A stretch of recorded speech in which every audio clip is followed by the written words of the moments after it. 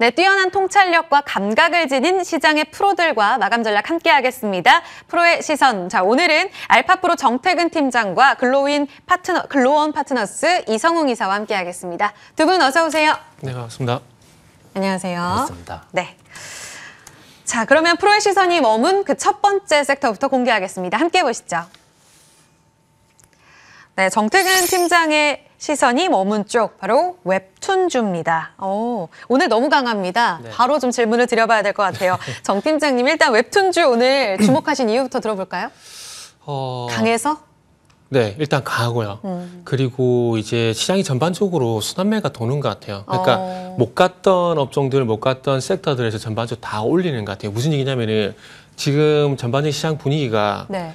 작년 말하고 올해 초 보면은 완전히 왜 이러지? 달라요. 라고 싶을 정도로 네. 이렇게 반전이 돼버렸잖아요. 네. 그러면서 이제 먼저 IT라든지 오늘 뭐 금융 쪽 하고 있긴 하지만 IT, 금융, 화학, 철강 대형주가 움직였고 그러면서 코스닥이 좀 상당히 약간 소외되나 싶더니 그 바턴을 이번 주 이어받아가지고 바로 이제 모바일 게임, 오늘 컨텐츠 다 강세를 보이니까 예. 그런 측면에서 보게 되면 전반적으로 뭐 서두에 앵커 브리핑 할 때 충분히 말씀해 주셨지만 뭐 자체적으로 모멘텀이 있긴 하지만 네. 어쨌든 뭐 시장을 전반적으로 지금 이 방금 말씀드린 웹툰이라든지 웹툰 모바일 게임을 포함한 이 컨텐츠가 움직인 것들은 네. 결국에는 순환매 관점에서 보고 있습니다. 순환매. 그래서 과연 이 시장의 기술적 반등에서 또 이제 상승으로, 그러니까 추적 상승으로 전환됐을 때도 갈지에 대한 부분들은 좀 지켜봐야 될 것 같은데 그러다 보니까 컨텐츠 내에서도 뭐 모바일 게임 있고 웹툰 있고 여러 가지도 있는데 그렇죠. 또 그때 가서 또 선별 작업을 또 해야 되지 않을까라는 말씀 드리고 싶네요. 알겠습니다. 추가적으로 좀 세부 질문을 드려보면 네. 일단 다가오는 19일 이번 주에 넷플릭스 실적 발표 앞두고 있습니다. 네. 넷플릭스가 보니까 주가가 정말 야금야금 조금씩 올라오더라고요. 이런 분위기가 우리 국내 네. 콘텐츠주들이 먼저 움직이고 이런 네. 영향을 또 받는 게 아닌가 이런 생각도 드는데 네. 일단 실적에 대해서는 좀 엇갈려요. 순증 가입자 자체는 좀 줄어들 수 있다. 이런 이야기도 있고 한편에서는 이제 네. 그래도 비대면 수혜주였던 넷플릭스를 다시 봐야 할 때다라는 월가의 리포트들도 있고 이런 움직임 속에 글로벌 OTT 매출 증가가 이어지게 되면 네. 국내 콘텐츠주들은 다 좋은 거 아니야? 라는 생각도 드는데 어떤가요? 일단은 넷플릭스가 움직이는 거 말씀하셨듯이 순증 가입되는 부분도 분명히 있을 네. 건데 그것보다는 작년 시장 안 좋을 때 가장 많이 빠졌던 게 그쪽이잖아요. 나스닥 기술주. 코시국 네. 피해주였으니까 그러니까. 아무래도. 그러다 보니까 반대급부적으로 골이 깊으면은 산도 높다. 죄송합니다. 산이 높으면 골이 깊다. 반대로 말씀드리네요. 이런 게 있기 때문에 어찌 보면은 가격적으로 많이 좀 하락했던 부분들이 있기 때문에 거의 반사작용으로 일단 올라온다 보시면 될 것 같아요. 그리고 실적 같은 경우는 저는 그렇습니다. 과연 시장에서 어떻게 평가를 할 것인가. 이번에 금융주가 딱 좋은 예라고 볼 수 있을 것 같은데 네. 잘 나왔어요. 잘 나왔는데 시장에서 어쨌든 만족을 못 하고 있거든요. 그리고 실적이요? 앞으로 대해서도 우려를 하고 있는 부분들이 있고요. 그렇게 본다라면은 이 넷플릭스 같은 경우에도 아마 제가 볼 때는 낮아진 눈높이는 분명히 부합을 할 거라고 봅니다. 근데 거기에 만약에 시장이 또 만족을 할 것인가 안 할 것인가 따라서 엇갈리게 될 것이고 그렇게 네. 하면서 이제 우리가 영상 콘텐츠 쪽으로 영향을 주지 않을까 생각이 드는데 뭐 그렇게 본다라면 일단 뭐 미국도 눈치를 좀 봐야 되겠지만은 지금 미국 쪽이 뭐 잘 나가는 부분도 있지만은 우리나라 시장도 상승이 강하거든요. 그래서 네. 그런 흐름을 봤을 때는 아마 넷플릭스 영향을 전혀 안 본다라 할 수는 없겠지만은 뭐 추세를 회전시킬 정도? 그 정도까지는 저는 뭐 영향을 주지 않을 거라고 봅니다. 그렇기 그래요? 때문에 지금의 어떤 순환매 상세에서 네. 엎치락뒤치락 하게 되면서 일정 부분 가격 회복은 해 나갈 거다. 뭐 그렇게 생각하고 있어요. 어떻게 보면 넷플릭스의 이런 실적 우려에 대한 이야기는 시장에 큰 영향을 주지 못한다. 이제 영향력을 잃었다라고 볼 수 있겠어요. 영향력을 잃었다라기보다는 영향력이 제한적이다. 제한적이다. 이게 한국말이 조금 어감이 약간씩 틀리잖아요. 그렇죠. 그렇기 바로 또 때문에. 정정을 해주시네요. 정 팀장님 그러면 넷플릭스에 대한 실적 이슈는 일단 오케이 알겠습니다. 네네. 그런데 추가적으로 우리 뭐 핑거스토리나 네. 관련해서 이런 종목들 사실상 IP에 대한 경쟁력 갖고 있는 쪽이요. 네네. 거래 대금이 너무 많이 실리잖아요. 네. 이쪽은 사실 숫자로 명확하게 드러났다라고 하는 실적주라고 보기엔 조금 아쉬운데 그렇죠. 네. 올해 성과 보여줄까요? 정확하게 짚어주셨어요. 그러니까 이게 어찌 보면은 오프라인 기업과 온라인 기업의 차이를 좀 볼 수 있는데 네. 온라인 기업 같은 경우는 방금 말씀을 잘 해주셨듯이 기대감에 의해서도 상당히 큰 폭의 상승이 나오는 업종이라고 보시면 될 것 같아요. 그러니까 지금 현재 말씀하셨듯이 미스터 블루라든지 핑거스토리 같은 종목들이 네. 지금 솔직히 보여준 퍼포먼스는 없어요. 그렇게 나올 거라는 기대감을 그러니까요. 가지고 있는 거고요. 네. 근데 항상 주식시장이 보시면 아시겠지만 테마가 만들어지는 이유가 그런 거거든요. 기대감. 그러니까 이런 기대감에서 주가가 가는 부분들인데 핑거스토리 같은 경우도 뭐 그런 측면이 제가 볼 땐 좀 있다라고 봐집니다. 봐지고 또 저도 아이러니컬한 것들이 지금 어쨌든 네이버 같은 경우도 웹툰 사업이 지금 이제 작년 3분기 같은 경우 4,750만 달러 이상 이렇게 뭐 잡히고 있는데 네. 그거에 따라서 국내 컨텐츠 뭐 DNC 미디어라든지 뭐 대형미디어 이런 종목들이 구체적으로 잡히는 것들이 없다 보니까 네. 아직까지 모르겠어요. 그 어떤 대박이 나올 때, 그러니까 대작이 나올 때마다 이거에 반영이 되면서 좋아질 거라는 그런 기대감도 있지만 이게 꾸준히 뭔가 보여주는 어떤 퍼포먼스 이런 건 좀 많이 부재하다고 봐야 될 것 같아요. 그래서 그게 제가 봤을 때는 아무래도 이런 기대감이 식었을 때 과연 이 컨텐츠 관련 종목들이 갈까? 연속성을 보여줄까? 네, 연속 보여줄까? 그런 고민은 솔직히 있습니다. 그러다 보니까 그게 보여주고 있는 기업이 네이버, 카카오 정도로 합쳐갈 수밖에 없는데 네. 이 기업들은 뭐 조금 더 그것뿐만 아니라 봐야 될 부분이 상당히 좀 많은데 그런 것들은 추후에 또 확인이 필요할 것 같고요. 네, 그러면은 조금 곤란하실 수도 있겠지만 네. 선택을 좀 해주셔야 될 것 같은데 네이버, 카카오 오늘 아니요 네이버, 네. 카카오 같은 플랫폼주가 좋을지 아니면 네. 지금 말씀하신 대로 조금 모멘텀 측면에서 반짝하기에는 좋지만 뭔가 실적에 있어서 연속성은 아쉬운 이런 핑거스토리나 미스터 네. 블루 이런 제작사 쪽이 좋을 IP에 대한 경쟁력 있는 쪽이 좋을지 어느 쪽을 우리가 택하고 가는 게 맞을까요? 제가 이렇게 말씀드리면 대답이 될지 모르겠는데 일단은 지금 카카오 쪽을 보고 일단 대형미디어라든지 DNC 미디어를 좀 말씀을 드리고 싶거든요. 왜냐하면은 일단은 이제 최근에 DNC 미디어가 이제 사우디에서 투자를 받고 그렇게 되면서 이 뉴스가 지금 선반영이 되게 되면서 작년 12월 달부터 DNC 미디어 같은 경우는 투자 유치 기대감에서 주가가 올라왔었거든요. 최근에 확정이 됐기 때문에 좀 쉬어갈 건데 네. 중요한 건 이제 카카오 엔터가 네. 우회 상장이 됐던 아니면 프리 IPO가 됐던 상장을 준비를 할 거예요. 그쵸. 그러면 거기에 대한 이익이 나오게 된다라면은 네. 사업을 같이 하는 회사 아니면 또 카카오도 지분을 가지고 있는 회사 이 회사들이 또 이제 연속성으로 부각이 될 가능성이 있다라는 거죠. 네. 그렇게 본다라면은 서두에 말씀드렸듯이 제가 충분히 대답이 되는지 모르겠지만은 DNC 미디어라든지 대형 미디어 같은 웹툰 쪽으로 보시는 게 좋지 않을까. 라는 말씀. 근데 카카오 연관성 있는 기업들. 그쵸. 네, 이쪽으로 좀 보시라는 말씀드리고 싶네요. DNC 미디어, 네. 대원 미디어를 뽑아주신 그 이유는 카카오와의 연결고리에 있다. 네네. 여기에 좀 집중해야겠습니다. 투자 유치가 큰 힌트가 되네요. 여기에 대해서 좀 추가적으로 이성웅 이사님의 대답도 여쭤봐야 될 것 같아요. 심심하셨죠? 하고 싶으신 말씀 많으셨죠? 잘 듣고 있었습니다. 어떠신가요? 웹툰주에 대해서 지금 선택권까지 지금 토픽을 주신 상황이란 네. 말이에요. 플랫폼 아니면 IP 경쟁력 있는 웹툰주라는 이 시각을 좀 나눠서 제가 질문을 드렸는데 네. 어느 쪽 손 들어주시겠어요? 저는 플랫폼 쪽 중심으로 우선은 손을 들어주고 싶습니다. 이게 근거는 카카오 엔터가 이번에 자금 유치를 하면서 기업 가치가 네. 10조 원으로 책정이 됐어요. 네. 그런데 3분기까지 보면 연관환산으로 했을 때 매출이 이제 1조 원대 중반이 나와지는 구조입니다. 그러면 매출액 대비해서 시총이 한 10배 정도 올라왔는데 이 구조 안에서 이제 다시금 성장주의 잣대가 될 수 있는 환경이 갖추어졌어요. 그렇다 보면 플랫폼 중심의 기업들이 주목을 받을 수 있고 거기에 더해져서 중국 같은 경우가 리오프닝 이후에 이제 경기 부양책 네. 이 부분을 단행을 할 때 네. 플랫폼 중심의 경기 부양책을 단행할 가능성이 높습니다. 그래서 그런 기대감으로 중국의 플랫폼주가 이미 반등이 나오고 있고 이와 뭐 키 맞추기든 여기에 대해서 성장을 부각하든 네이버, 카카오 같은 경우도 좀 상승의 가능성 이 부분이 매우 높을 것으로 보입니다. 알겠습니다. 그러면 역시 두 분 다 카카오 엔터였던 투자 유치가 우리 웹툰주에 정말 많은 힌트가 됐다라는 의견으로 귀결이 되거든요. 그러면 플랫폼 카카오가 원픽인 거예요? 혹시? 원픽은 카카오 그룹 중에 카카오페이고요. 네, 그룹주 안에서 네이버. 오히려 다른 쪽으로? 네, 그렇습니다. 왜냐하면 카카오페이 같은 경우는 중국의 리오프닝 여기에 더해져서 경기 부양이 이제 소비의 진작이에요. 네네. 그러면 이 결제라든지 그런 부분에 부각이 가능하겠고 뭐 중국 시장에 진출한 카카오페이 같은 경우를 주목하고 있습니다. 그래요. 사실 조금 의외라고도 볼 수 있을 것 같아요. 카카오페이 했는데 이제는 유료 결제와 관련해서 글로벌적으로 매출 낼 수 있다라는 포인트 주셨습니다. 카카오페이 웹툰주 안에서 이성웅 이사의 원픽이었고요. 지금 원픽으로 전략도 주실 수 있을 것 같은데요, 정 팀장님. 그렇죠? 네. 저는 대원 미디어 이렇게 보고 있거든요.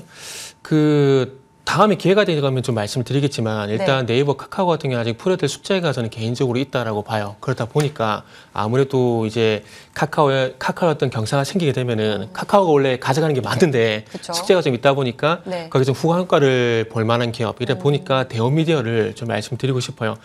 일단은 그 카카오 얘기할 때마다 웹툰 관련주는 DNC 미디어를 해야 되나 대형 미디어가 항상 고민이 되는데 네. 일반에는 조금 이제 그런 걱정이 좀 많이 덜 수가 있었던 부분들이 어쨌든 DNC 미디어가 이 사우디 투자 유치 여기에서 일단 유수가 확정이 됐기 때문에 좀 시야갈 가능성이 있다는 거죠. 그렇게 본다라면은 대형 미디어가 상대적으로 좀 부각이 될 가능성이 있기 때문에 그러다 보니까 대형 미디어 좀 말씀드리고 싶어요.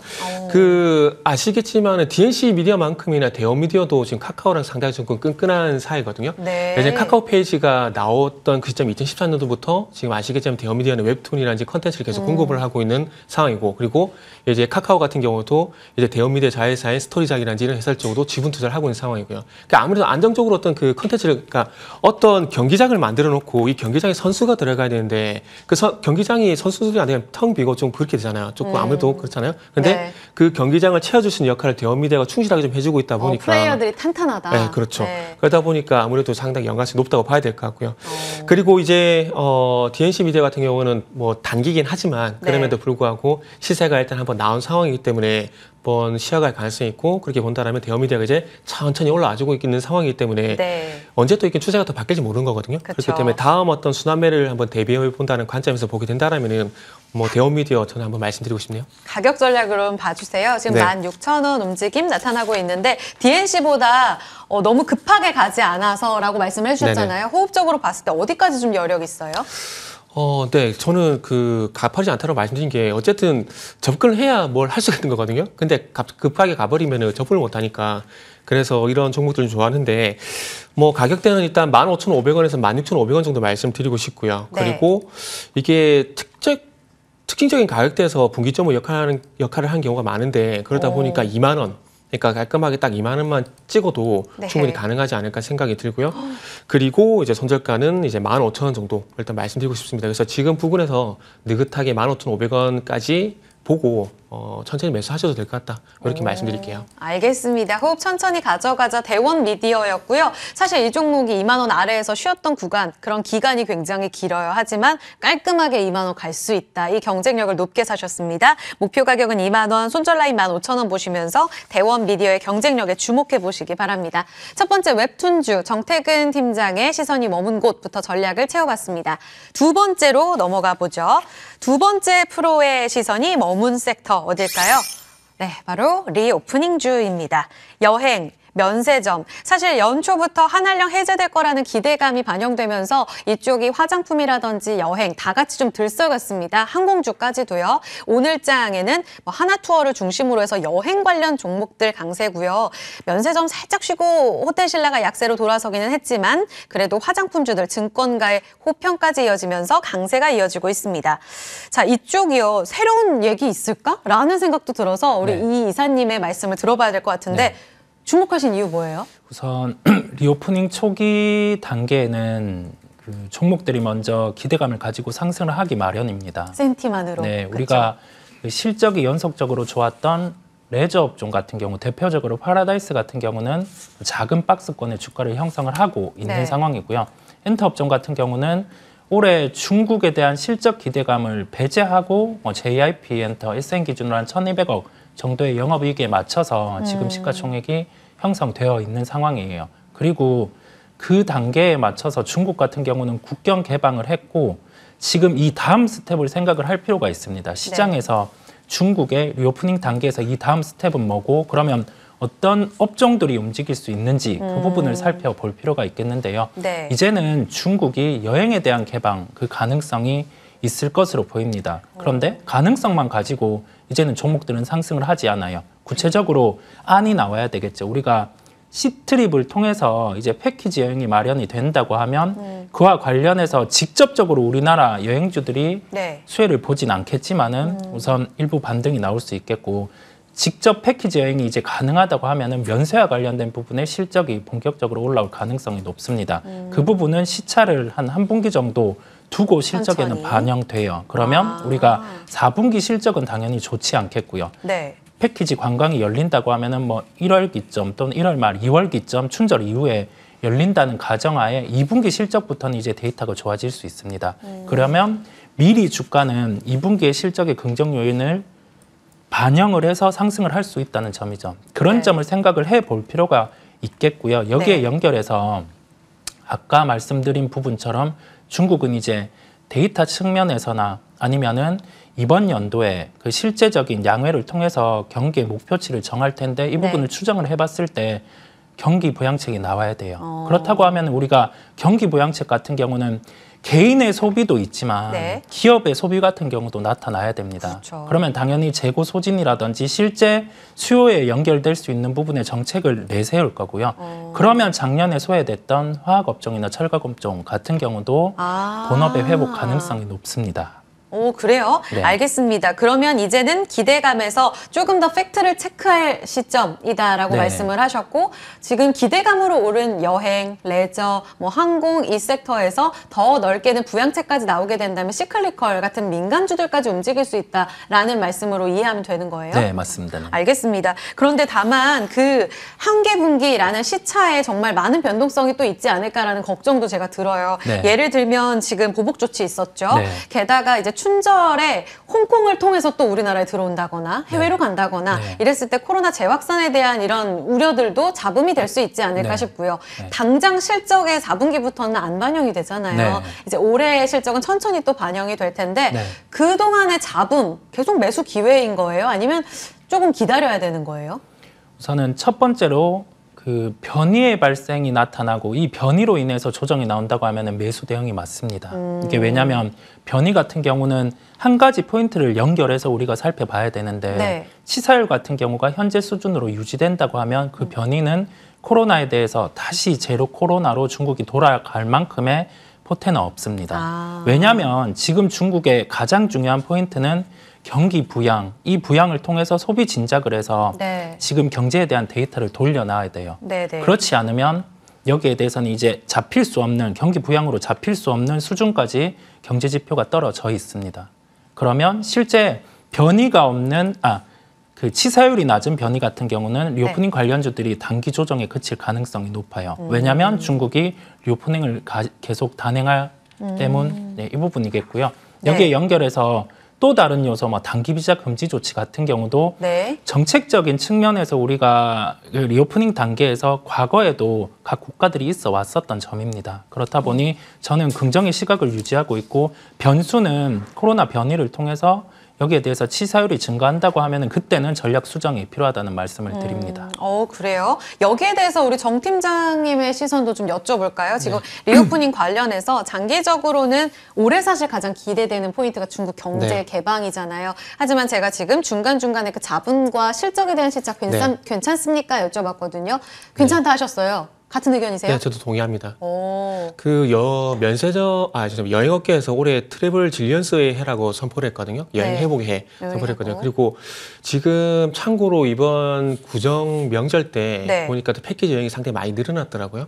동남아 쪽이 54%, 일본이 뭐 30%니까 동남아 일본 좀 많이 가시던데 네. 그 특히나 동남아시아는 또 베트남 되게 많이 가시더라고요. 그죠. 그래서 제가 이런 얘기를 왜 말씀드리냐면은, 그러니까 우리가 지금 중국 얘기를 하게 되면 인바운드를 봐야 되는데 인바운드뿐만 아니라 지금 나가는 것도 상당히 많다는 겁니다. 아웃바운드 쪽으로. 그렇기 때문에 아까 우리 이사님도 말씀하셨듯이 이런 그 잡음이 나올 때는 이건 네. 매수 기회라고 저도 봅니다. 보고 만약에 인바운드도 막히고 아웃바운드도 막힌다. 그러면은 정말 이거는 문제가 되는 부분도 있겠지만 네. 인바운드가 좀 막힌다고 하더라도 아웃바운드 나가는 게 상당히 많고요. 그리고 실내로 제주도 같은 경우는 일본에 건너가가지고 제주도 관광객을 유치하려고 이렇게 노력도 많이 하고 있거든요. 네, 그래서 네. 그런 부분들을 보게 된다라면은 물론 중국이 문을 닫게 되면 문제가 안 되는 것은 아니지만 중국이란 문제가 있지만 그럼에도 불구하고 아웃바운드가 상당히 활성화되고 있는 부분들, 그리고 정책적으로도 관광객 유치를 하려고 하고 있는 부분들을 보게 된다라면은 네. 저는 큰 문제는 안 된다라고 보고요. 그러다 보니까 작년 같은 경우는 뭐 여행업계도 마찬가지입니다. 그 관광객이 뭐 작년에도 없었던 건 아니거든요. 2020년도. 근데 네네. 소위 말하는 손익분기점 이게 돌파를 못했어요. 근데 그게 올해는 가능할 거라는 거죠. 2019년이 코로나 이전 2019년도에 70%까지 여행 인구가 회복이 된다고 합니다. 그러니까 2천만 명 이상이 해외로 나간대요. 그래서 그런 부분만 보더라도 네. 아마 이런 것들이 아까 말씀하셨듯이 네. 천천히 저도 반영되지 않을까. 그리고 지금은 그렇게 얘기 드리면 또 지금의 주가 상승은 또 기대감에서 올라가는 거다. 이런 거 연결시킬 수 있을 거고요. 알겠습니다. 두 분 다 조정 시에는 매수 관점 의견을 주셨습니다. 다시 또 이 이사님께 여쭤보자면 그러면 지금 조정을 받았던 그 폭을 봤을 때에는 4분기 실적이 그래도 개선되는, 그러니까 중국 쪽에 조금 회복되는 아모레 퍼시픽이라든지 회복되는 종목들이 있다고는 하지만 대부분의 종목들은 아직은 1분기까지는 안 좋을 거라는 이야기가 우세하잖아요. 이런 4분기 컨센에 대해서는 다 반영된 거예요? 이제 매수만 남은 겁니까, 정말? 꼭 그렇지는 않습니다. 오. 우리가 생각해야 될 점은 실적에 대한 반응에서 네. 이 주가가 조정이 나왔을 때 이 부분을 매수하느냐 아니면 매도해야 되느냐, 이 부분이 중요합니다. 네. 그런데 지금 실적에 대한 반영이 이루어지는 단계에 있는 업종 같은 경우는 화장품이에요. 근데 아모레 퍼시픽 같은 경우가 4분기 실적을 예상치를 부합하는 실적이 나왔어요. 그런데 이 부분이 우선은 비용 통제로 인해서 네. 좋은 실적이 나온 겁니다. 네. 근데 비용 연속된 통제. 주가 상승을 위해서는 뭐가 네. 필요하냐면 실수요가 뒷받침돼야 돼요. 비용 통제 이후에는 수요가 뒷받침되는 이익을 보여줘야지 주가가 상승이 가능합니다. 그러면 이 실적 같은 경우는 1분기, 2분기 다음 스텝으로 확인이 가능할 거고요. 그다음에 한 가지로 돌아와 봤을 때 면세업종 같은 경우는 4분기 네. 실적이 안 좋을 거예요. 예, 안 좋은데 그럼에도 불구하고 4분기 실적의 톤이 이미 안 좋음을 반영해서 낮아져 있습니다. 네. 그러면 여기에서 만약에 실적 예상치를 대비해서 실제 실적이 10% 정도 이상 나오면 상회하면? 덜 나오면 조정이 나와요.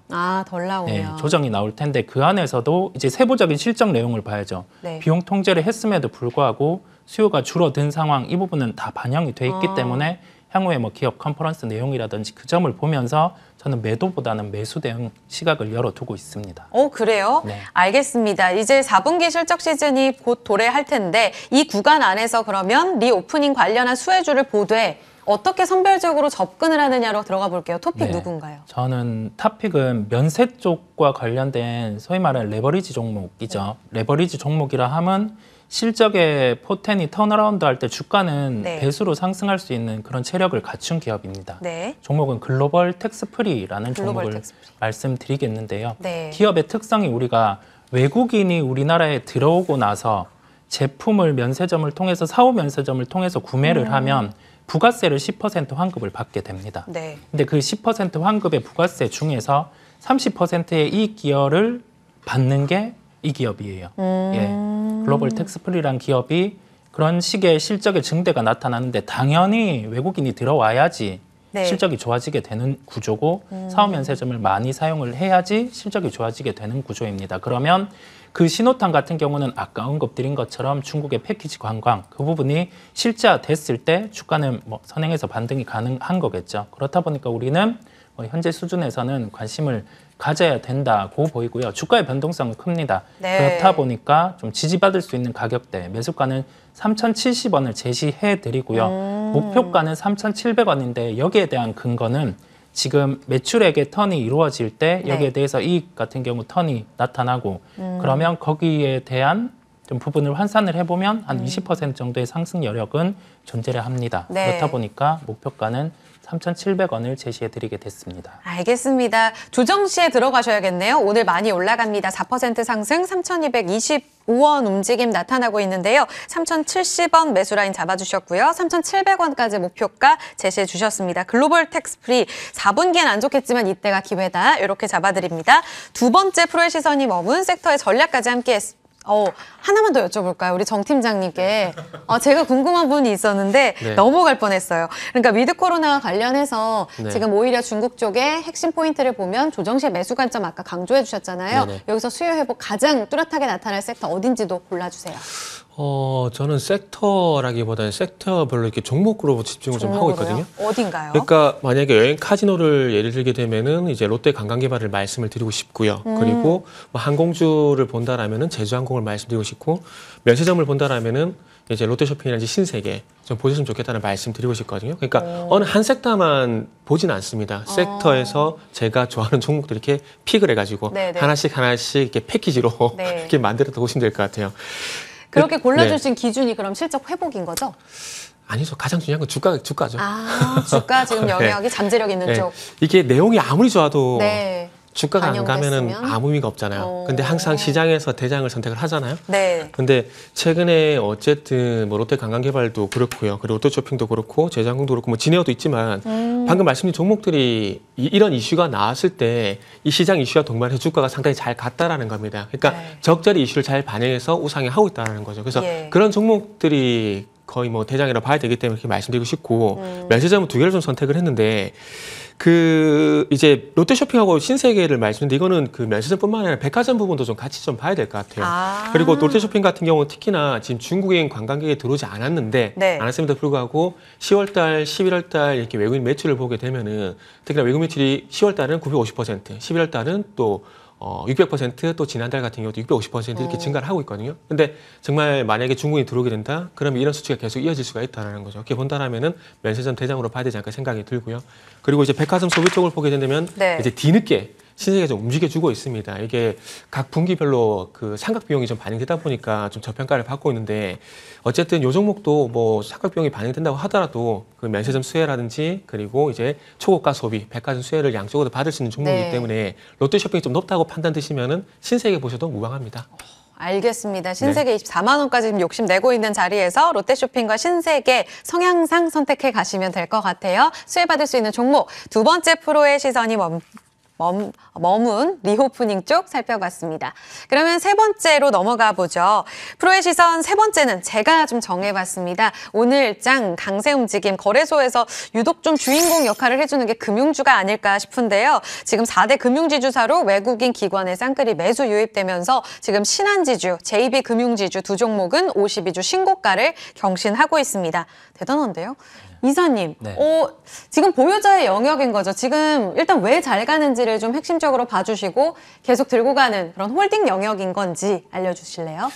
우선은 연초에 그 신한지주 중심으로 해서 배당 정책의 변화가 있었어요. 네. 뭐 분기 배당의 정책의 가능성 여기에 더해져서 배당의 상위 캡을 없앴습니다. 그러면 우리가 실제 그 은행들이 지금 발생할 수 있는 현금 흐름을 배당에 연결이 조금 더 원활하게 가능하게 되고요. 그다음에 네. 그 우리나라 정책상으로 봤을 때 네. 지금 PF단에서 이슈가 좀 덜해질 가능성은 있어요. 그런 움직임에 따라서 지금 네. 매수가 더해지고 있는데 하나 조심해야 될 점이 있어요. 네, 뭐예요? 둔촌주공 같은 경우가 내일 모레 최종적으로 이제 실제 그 수요 그 부분이 마무리되게 됩니다. 여기에서 예상치보다 낮게 나온다고 하면은 금융주 조정이 있을 수 있어요. 저희 그 점을 좀 리스크로 삼고 대응을 해야 되겠습니다. 부동산과 관련한 핵심 포인트가 변수가 될 수 있다. 어떤가요? 정 팀장님도 지금 홀딩 영역으로 봐야 되는 자리라고 보시는지. 매수는 아니죠?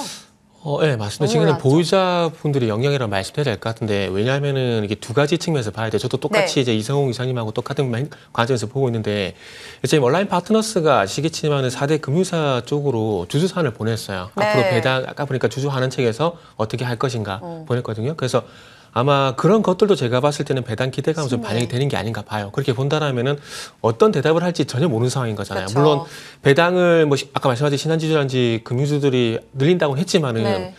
이게 또 웃긴 게 시장이 원하는 만큼 또 늘릴 건가 이게 또 중요한 거잖아요. 아. 한다고 안 했는데 뭐 시장에서는 기대치에 5% 기대했는데 못 미치거나. 그게 막 3% 2%다. 그럼 또 시장이 실망할 수도 있거든요. 네네. 그러다 보니까 금융주 같은 경우는 단기에 대응을 해야 되지 않을까 생각이 들고 네. 그리고 둔촌주공도 저도 상당히 네. 저도 지켜보고 있거든요. 네. 이번에 그 서울의 그 장이 재개발 지역 장이 재개발 구역에 장이 자이 레디언트라고 분양을 했어요. 청약을 했는데 최종 계약률이 59%예요. 근데 거기 분양가가 그 국민 평수가 네. 9억이거든요. 네네. 근데 둔촌주공 13억이에요. 근데 만약에 실계약률. 여기서 최종 계약률이 네. 정말 미달로 나오게 된다?